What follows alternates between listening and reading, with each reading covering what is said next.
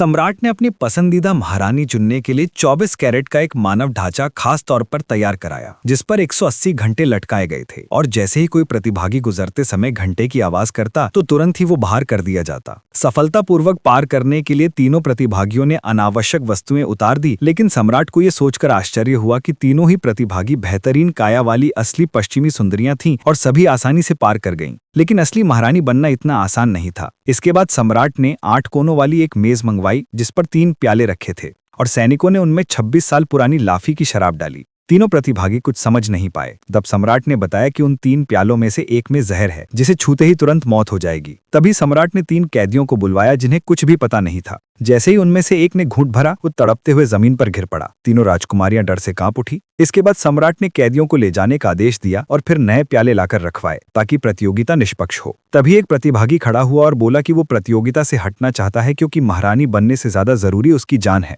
सम्राट ने उसकी बात मान ली और बाकी दोनों को भी हटने की अनुमति दी। लेकिन दोनों राजकुमारियां बेवकूफ नहीं थीं, क्योंकि अब जो भी हटता वही महारानी की गद्दी छोड़ देता। इसलिए उन्होंने जारी रखने का फैसला किया। मिस्र की राजकुमारी ने बिना सोचे समझे प्याला उठाकर एक ही बार में पी लिया और उसे कुछ नहीं हुआ। ये देखकर काहिरा की राजकुमारी घबरा गई और बचे हुए 2 प्यालों में से किसे चुने, इस पर उलझन में पड़ गई। लंबे सोचने के बाद उसने प्याला होंठों तक लाया, लेकिन अभी अभी कैदी की मौत का दृश्य याद करके डर के मारे प्याला नीचे रख दिया। तभी मिस्र की राजकुमारी ने वही प्याला उठाया और सबके सामने पी गई। यहाँ तक कि उसने तीसरा प्याला भी एक ही सांस में पी डाला। सबको लगा कि वो पागल हो गई है, लेकिन आश्चर्य की बात ये थी कि उसे कुछ भी नहीं हुआ। असल में सम्राट ने शराब में कोई जहर मिलाया ही नहीं था। ये सब भविष्य की महारानी की परीक्षा थी। अंततः मिस्र की राजकुमारी ने अपने अद्भुत सौंदर्य और साहस के दम पर महारानी का स्थान प्राप्त किया।